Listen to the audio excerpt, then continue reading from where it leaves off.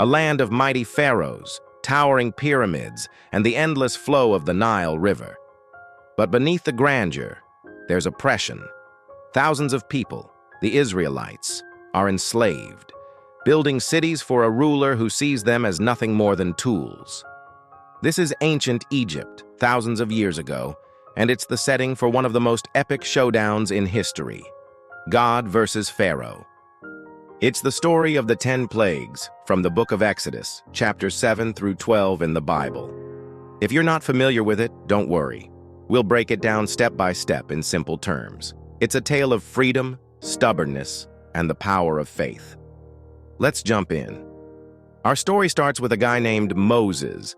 Moses was an Israelite raised in Pharaoh's palace.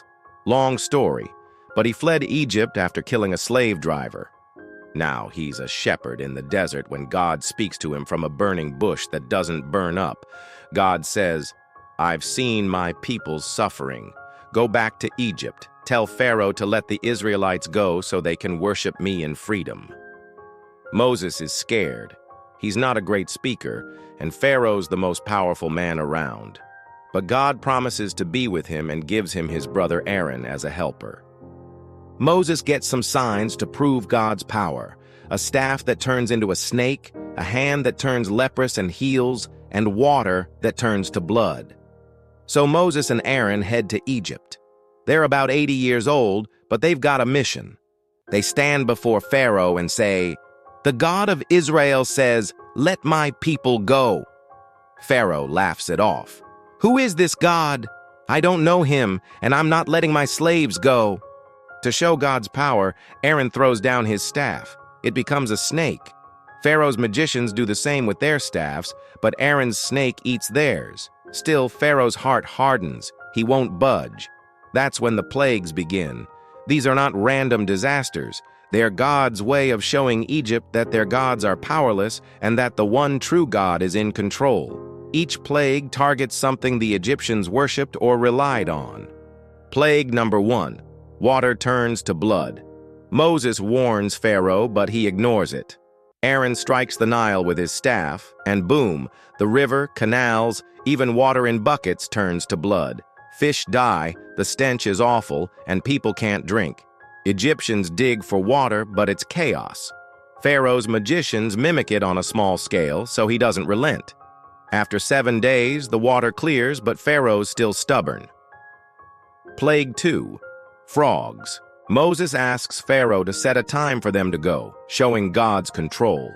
Pharaoh says tomorrow, but when the frogs die and pile up in stinking heaps, he changes his mind once relief comes. Classic case of promising anything in a crisis, but forgetting when it's over. Plague 3. Gnats or lice. Tiny bugs everywhere, infesting people and animals. Even Pharaoh's magicians can't copy this one. They tell him, "This is the finger of God." But Pharaoh's heart is hard, no dice. Plague 4. Flies. Massive swarms invade Egyptian homes, but not where the Israelites live. This shows God's protecting his people. Pharaoh offers a compromise. "Worship your God here in Egypt." Moses says no, they need to go to the wilderness. Pharaoh agrees to let them go, but as soon as the flies vanish, he reneges again. Plague 5. Livestock disease. All Egyptian cattle, horses, donkeys die, but Israelites are fine. Pharaoh checks, yep, it's true, but still won't let go. Plague 6. Boils. Moses tosses soot into the air, and festering sores break out on people and animals, even the magicians. They're in agony. But Pharaoh, unmoved. Now things escalate. Plague 7. Hail. Moses warns everyone to bring in livestock and servants. Some Egyptians listen and are spared, showing not all were against God. But the hail destroys crops, trees, everything outside, except in Goshen. Pharaoh admits sin this time. "I've sinned, your God is right." He promises to let them go, but when the storm stops, back to stubborn. Plague 8. Locusts. These bugs eat what's left after the hail, every plant, every leaf. Pharaoh's officials beg him to let the people go. Egypt's ruined. Pharaoh allows men to go, but not families or livestock, not enough. Locusts come, devour everything. Pharaoh confesses again, asks for forgiveness. Moses prays, wind blows locusts away. Pharaoh hardens up once more. Plague 9, darkness. For 3 days, total blackout in Egypt. Can't move, can't see. But Israelites have light. Pharaoh says go, but leave livestock. Moses says no, they need them for sacrifices. Pharaoh explodes, get out, and if I see you again, you'll die. This leads to the final, most heartbreaking plague. God tells Moses, one more. At midnight, the firstborn of every Egyptian household will die, from Pharaoh's son to the slaves, even animals. But Israelites will be spared if they follow instructions. Sacrifice a lamb, paint its blood on doorposts, eat a special meal inside. This is the Passover. Death will pass over homes with blood, a sign of faith and protection. Midnight strikes. Cries fill Egypt. Every firstborn dies. Pharaoh's own son is gone. In panic, he summons Moses. Go!